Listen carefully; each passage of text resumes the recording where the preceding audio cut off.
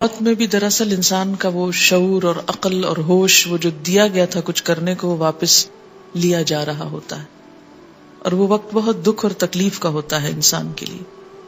حدیث میں آتا ہے کہ جب کوئی شخص فوت ہو جائے اور اس کی روح نکل جائے تو اس کی آنکھیں بند کر دو، کیونکہ آپ صلی اللہ علیہ وسلم نے فرمایا کہ جب روح نکلتی ہے تو تبعہ البصر، نگاہ اس کا پیچھا کرتی ہے، یعنی جسم کے اندر روح کے نکلنے کے باوجود ایک احساس باقی ہوتا ہے، یعنی نگاہیں اپنی روح کو دیکھ پاتی ہیں جاتے ہوئے۔ تو آپ خود سوچیں کہ اگر کوئی بہت عزیز، قریب ترین، پیارا انسان، مثلاً آپ کے بچے یا کوئی بھی آپ کے والدین، جن سے انسان کا ایک خون کا رشتہ ہوتا ہے، ایک روح کا رشتہ ہوتا ہے، یا کوئی اور دوست جو بہت ہی عزیز ہو، جب وہ دور ہونے لگتا ہے تو کیا لگتا ہے؟ جیسے روح الگ ہو رہی۔ تو اس وقت انسان کے اوپر کتنا غم اور دکھ اور پریشانی ہوتی ہے۔ تو آپ خود سوچیں کہ جب ایکچوئل روح نکل جائے اس وقت غم کتنا ہوگا انسان کو۔ اور بعض جگہوں پر آتا ہے کہ روح اس بات کا مشاہدہ کرتی ہے کہ آس پاس کے لوگ جو ہیں وہ کیا کر رہے ہیں، کیا معاملہ کر رہے ہیں، اور لوگوں کے متضاد رویے مرنے والے کے بارے میں جب دوسروں کے سامنے ہوتے ہیں، بعض اوقات روتے ہیں، بہت بین کرتے ہیں، جب اکیلے بیٹھے ہوتے ہیں، کھا پی رہے ہوتے ہیں، ہنس رہے ہوتے ہیں، جو دنیا میں بے وفائی کا طریقہ ہے۔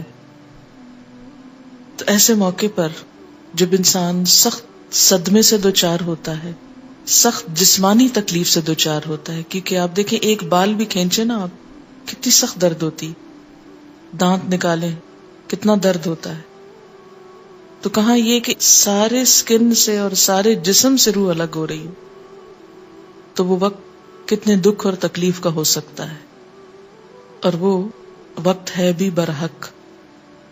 تو اس وقت کے لیے دعا مانگی گئی ہے جو عام طور پر نہ ہمیں یاد آتا ہے، حالانکہ یہ سب سے بڑی سچائی ہے، کچھ اور ہونا ہے ہماری زندگی میں کہ نہیں ہونا، لیکن یہ وقت ضرور آنا ہے، مگر ہمیں تو کبھی بھولے سے بھی خیال نہیں آیا کہ اس وقت کے لیے دعا بھی مانگ لیں کہ اس وقت کی مشکل آسان ہو جائے۔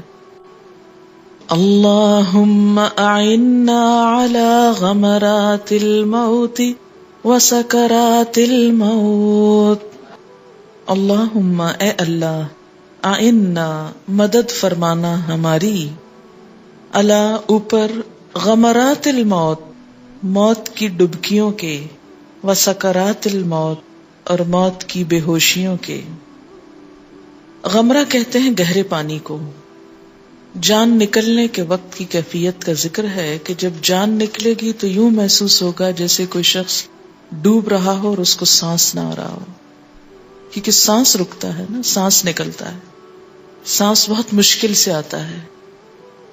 اگر کبھی کسی مرنے والے شخص کو آپ نے دیکھا ہو تو آپ دیکھیں گے کہ اس کو سانس لینے میں بہت دقت ہوتی ہے، اور جان جب جسم سے الگ ہوتی ہے تو یہ ایک بہت تکلیف دہ مرحلہ ہوتا ہے۔ تو اس کو ایک طرح کی مثال سے سمجھایا گیا ہے کہ غمرات الموت موت کی ڈبکیاں یا موت کی سختیاں مراد ہے۔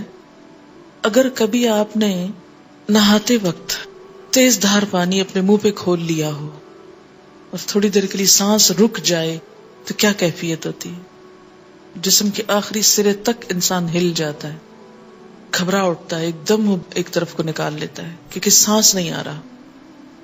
تو ایسی ہی کسی کیفیت سے اپنے آپ کو محسوس کروائیں اور اس منظر کو سامنے رکھ کے دعا مانگیں، کیونکہ اس وقت مانگ نہیں سکیں گے، اس وقت تو کلمہ نکالنا بھی منہ سے مشکل ہو جاتا ہے، کیونکہ دکھ، کرب اور تکلیف میں انسان کے لیے سب سے پہلے تو اس کی زبان ہی بند ہوتی ہے۔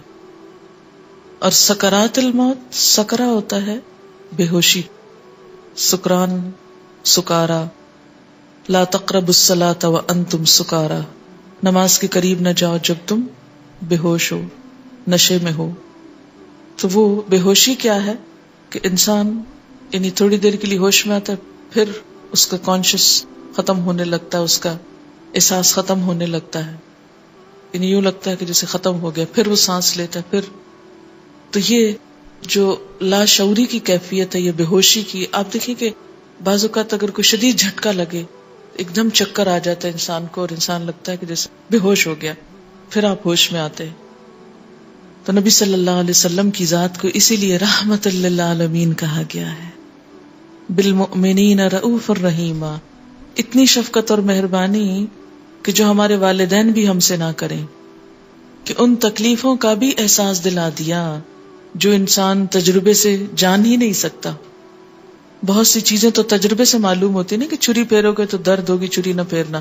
ماں تو بچے کو زیادہ سے زیادہ اس سے بچاتی، چھری لے لیتی اس کے ہاتھ سے، یا بجلی میں ہاتھ نہ دے دینا، یا آگ کو پکڑ نہ لینا، چولہے کے قریب نہ آئے بچہ. لیکن نہ ماں نے خود ایکسپیرینس کیا، نہ اس کو پتا کہ موت کے وقت کیا ہوتا ہے. اس لیے وہ بچے کو کبھی یہ نہیں سکھاتی کہ اس وقت کے لیے بھی دعا مانگو. مگر آپ صلی اللہ علیہ وسلم نے ہمیں، چونکہ آپ کے پاس علم غیب تھا اللہ کی طرف سے وحی کے ذریعے، کہ وہ غیب کی حقیقتیں آپ کو بتائی گئی تھیں کہ جو ہم عام طور پر نہیں جانتے. علم وحی کے ذریعے آپ صلی اللہ علیہ وسلم کو جن پریشانیوں اور دکھوں اور تکلیفوں کے بارے میں علم دیا گیا تھا، اس کی بنا پر آپ نے ہمیں ایسی دعائیں سکھائی ہیں کہ وہ وقت ہمارے لیے آسان ہو جائے. خود آپ نے سیرت کی کتابوں میں آپ صلی اللہ علیہ وسلم کا آخری وقت پڑھا ہوگا کہ جب آپ بار بار بے ہوش ہو جاتے تھے، پھر ہوش میں آتے تھے اور فرماتے تھے کہ ان للموت سکرات، موت کی بھی بے ہوشیاں ہوتی ہیں. اور آپ کی تکلیف دیکھ کر حضرت عائشہ نے فرمایا تھا کہ اس کے بعد میں کسی کی بھی موت کی تکلیف دیکھ کر اس کے بارے میں بدگمانی نہیں کرتی. کبھی کسی کے بارے میں برا نہیں سوچنا چاہیے اگر وہ موت کی تکلیف میں مبتلا ہو. اور یہ کوئی خوش قسمتی کی بات بھی نہیں کہ فلاں پر موت کی تکلیف آئی نہیں اور 1 منٹ میں ہارٹ اٹیک ہوا اور وہ ختم ہو گیا. کیونکہ موت کی یہ تکلیف بھی انسان کو اس کے گناہوں سے پاک کر دیتی ہے. ایک طرح سے مانگنی نہیں چاہیے یہ، لیکن ہمیں بہت زیادہ تبصرے نہیں کرنے چاہیے کہ فلاں کے ساتھ ایسا ہوا چونکہ وہ ویسا تھا. وہ فلاں کا اللہ ہی جانتا ہے کس کے ساتھ حقیقت میں کیا ہوا. تو اس وقت کے لیے دعا ہے، اللہم اعنا علی غمرات الموت وسکرات الموت